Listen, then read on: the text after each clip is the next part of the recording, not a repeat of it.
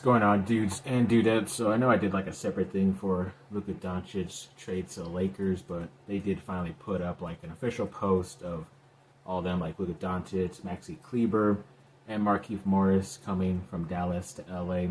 So yeah, I mean Morris, it's his second time being with LA. He was there when they won the championship in the bubble in 2020, so it's pretty cool to reunite with him. I don't think he's really going to help out the team when it comes to playing wise, but like another coach on the bench, I think he's going to be pretty good at that.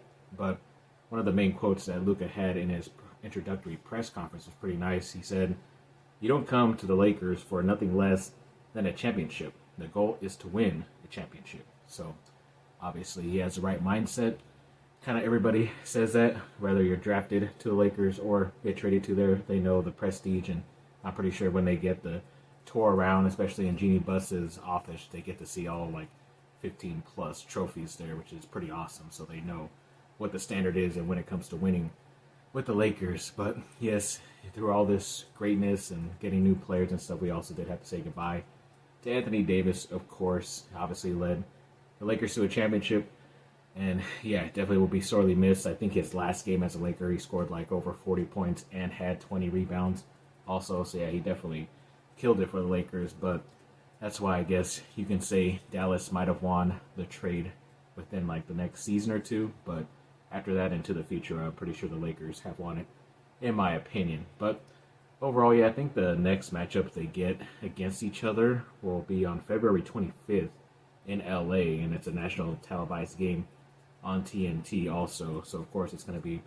big time matchup. I think that was already going to be on television, so yeah, it's going to be even more eyes watched on it on TNT, which is going to be fun. And then I remember I mentioned that it was the anniversary of when the Lakers made a trade for Dwight Howard, but it's actually the anniversary when the Lakers made a trade for Pau Gasol. It was like 17 years apart. On February 1st, 2008, they made the blockbuster trade for Pau Gasol, and obviously they made that trade the other day for Luka on the same date, just 17 years later, which is still pretty crazy. So yeah, even before Dwight Howard's time, but yeah, it's pretty crazy how it kind of ended up happening at that same time. But either way, definitely very happy, very excited for the Lakers' future moving forward, and we'll see what they can do. I'll probably talk about a trade or two later in this video, but when it comes to LeBron James, yes, he was named a Player of the Week for the Western Conference side, which is pretty cool for him. So he definitely deserved it, especially having to play and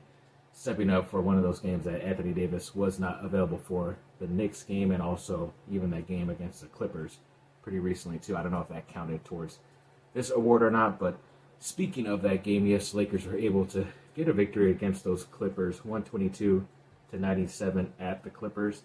And yeah, for some reason, the Lakers are beating the Clippers easily now, which is very nice. I know the past couple of years, it always seemed like the Lakers would try, but they would always end up losing to them. But I'm definitely happy they're able to get and string a couple more consecutive wins here against their rival.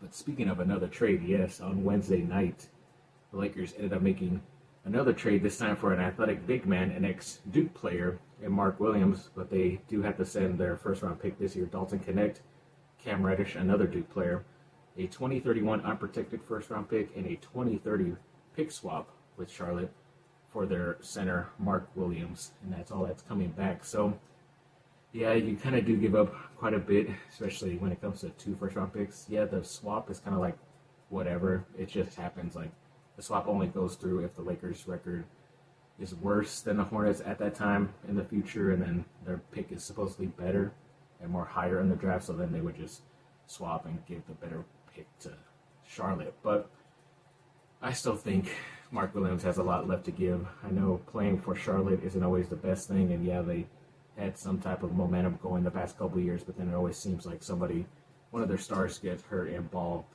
or Brandon Miller too pretty recently. But Mark himself has had some bit of injuries here and there to start off his career, but I think he's only like 23 still. Over 7 feet tall, was awesome at his 2 years at Duke. Very good defensive player and rebounder. So if the Lakers kind of just use him for that, a lob threat to help out Luka too. He's not really that polished on the offensive side, but hopefully he will be able to learn for the next like at least 8 to 10 years while still playing for the LA Lakers. And I think this will be another great pickup for their future. Yeah, It's kind of questionable right now, kind of like the Luka trade too, but I see these more as future picks, and they can also still contribute and help out this team right now. So I'm very happy about that. We're looking forward to seeing what can happen for my LA Lakers. And then Cooper Flagg for the last week was named the ACC Player of the Week and the ACC Rookie of the Week also. So congrats to him. And then they were on the road up there in New York at Syracuse and got that big time victory, 83-54. I think even Malik Brown was kind of like the star of the game because he was an ex-player at Syracuse the past couple of seasons, so he definitely got back at his old school for that, and a lot of guys ended up stepping up too. Of course, the same main guy. So yeah, definitely very happy they got this big win, and hopefully it's some good more momentum heading into that Clemson game, that big ACC matchup that's coming up pretty soon, I'm not mistaken. And that trade that involved the Spurs and Kings, and I believe the Jazz too, that basically the main stars, Levine and Fox, ever traded, had included a USC player I talked about in my video the day before, but today it also had included Trey Jones, an ex-Duke player, going to Chicago, and it looks like he might end up being on the move too because they didn't play him right away when they could have the past couple of days, so maybe he gets moved to another team before the trade deadline happens on Thursday as you're watching this, or he ends up getting let go and able to sign wherever he wants, but hopefully the Lakers can be involved in there too because all they should do is bring in Duke players. I heard they were maybe thinking about Marvin Bagley III also, another ex-Duke player, former number 2 overall pick in Luka's draft, so I don't know, bring all the Duke players and I'll be one happy camper, as they say. But another Duke player that was traded today on Wednesday was the New Orleans Pelicans player, Brandon Ingram, another ex-Laker too, but more importantly, the ex-Duke player. He was traded to the Toronto Raptors for a couple of players and first and second round picks. So, yeah, we'll see how it goes for him. I know a lot of teams were kind of after him because he's on basically his last year. So they see if he plays well, they're going to give him a contract extension in the summer. So hoping for the best for him.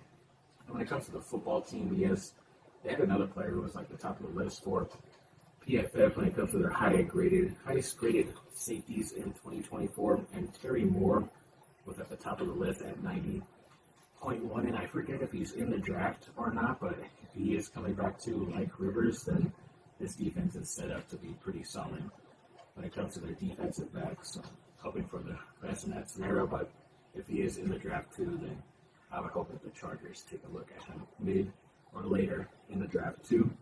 And there's a player in 2026, a 4-star wide receiver in Davion Brown, put out his top 5 recently and put Duke in there, which was nice to see. So at least they're in the running for a top 4-star player in next year's class. I know I don't talk about them as much as USC, but they go after not as many high-profile players as USC, but now they're kind of to start to build that up under Manny Diaz, which is pretty cool to see. And then when it comes to the lacrosse team on the men's side, they had an All-American preseason first-team player, and Andrew McAdory, who's a midfielder, so congrats to him. And they also got their first victory of the season, 26-7. I think that's against UCF. I could be wrong, but congrats to them.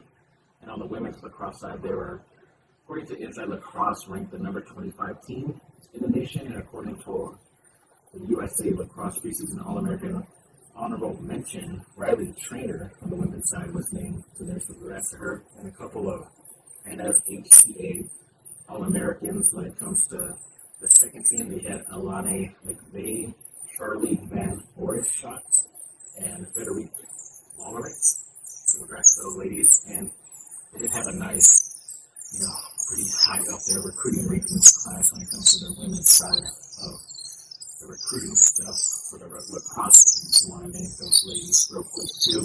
So they had Chase Collins, who's a defensive player from Deerfield, Maine, and then another player, Caroline Doyle, who's an attacker / midfielder from New York. Catherine Letton-Dre, a midfielder from Virginia. Caroline McCullough, a midfielder from Massachusetts or Maine.